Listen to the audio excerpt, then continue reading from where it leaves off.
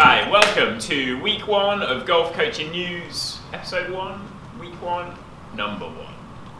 The only one.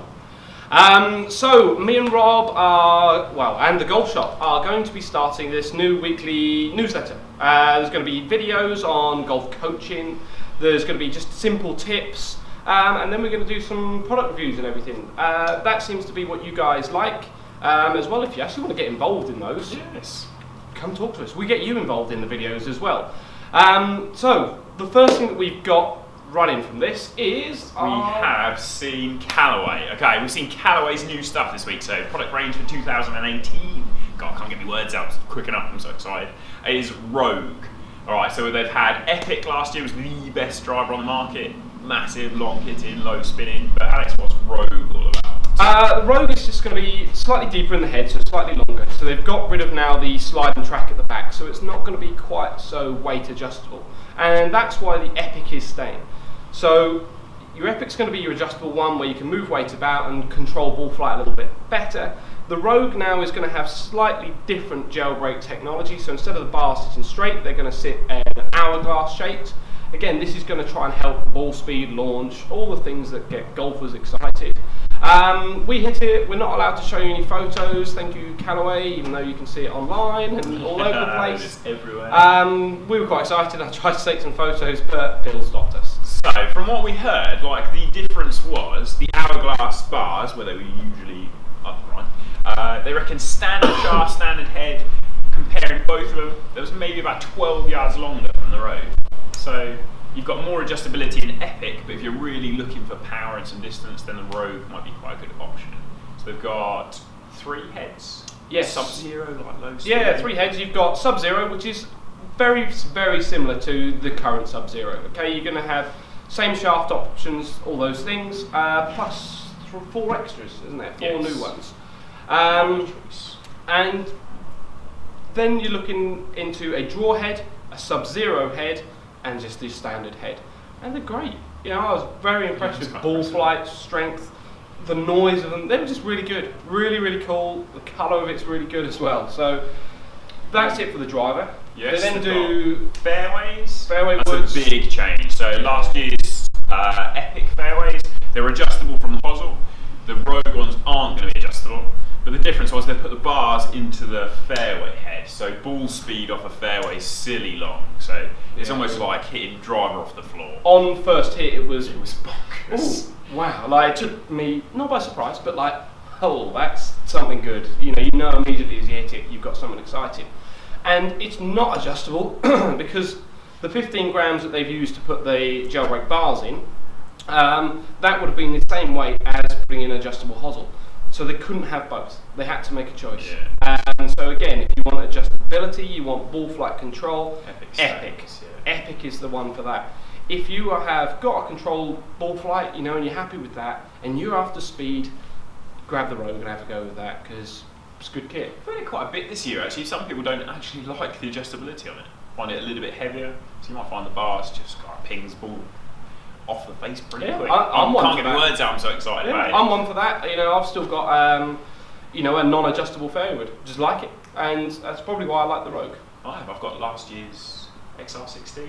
Oh, that's the other one. So there's another release from Callaway. We haven't seen this one yet though. What's it called, Alex? It's the XR Speed. Speed.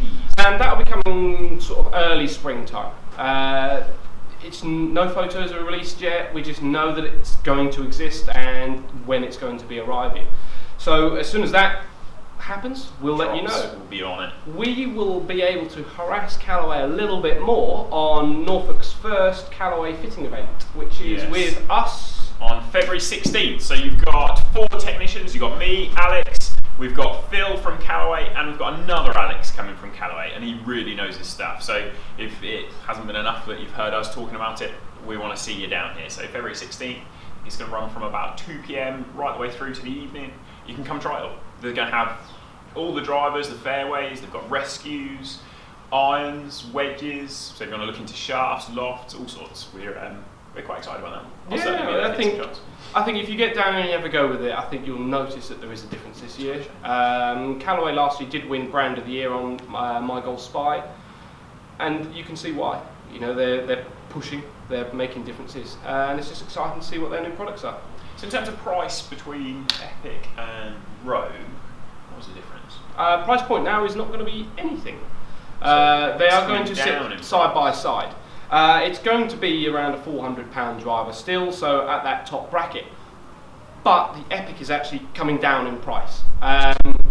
So you're going to get two drivers that are effectively doing something very, very similar, but different things. Okay, you know, and that's just what all golfers need.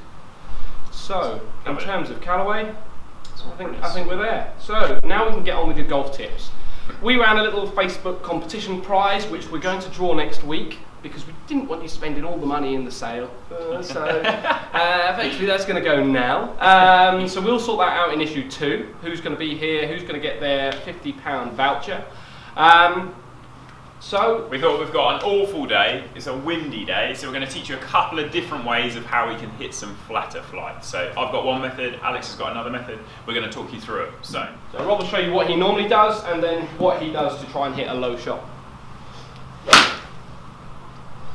So that's pretty high, the wind's got hold of it, bit of a floater. So then if we're going to change, and I'm going to try and hit how I would play a low one, so I'm going to go and play the coast and we've got heavy winds, I'm going to stand closer to it, I'm going to grip down, I'm going to stand quite narrow, I'm going to really feel that I get the shaft quite upright, it's going to help my swing plane be a bit more upright, I'm going to try and stay over the top of the ball and really pinch it. So you'll see that grip down, stand excessively close, so my normal stance would be back out here somewhere.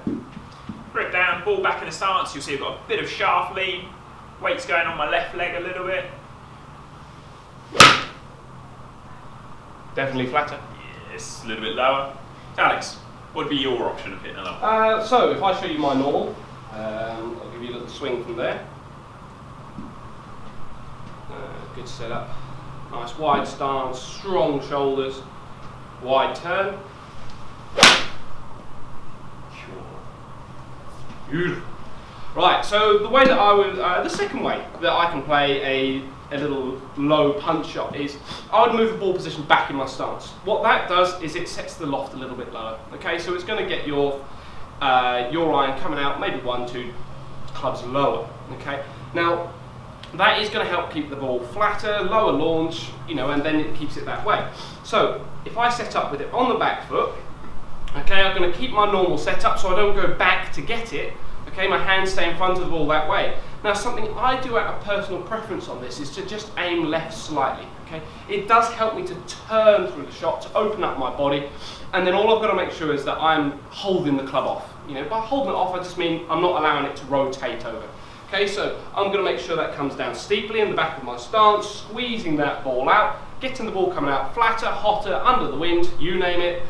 Oh, it's going to have it. There you go. Two different options of playing a low shot. So there's no right or wrong. If you want to find out which one works the best for you, if you like it a little bit further back in the stance and covering it, or if you like to stand a little bit closer and a little bit more upright. So give them a go. We'd love to hear from you, or if you've got some other videos or choices of shots that you want some help with.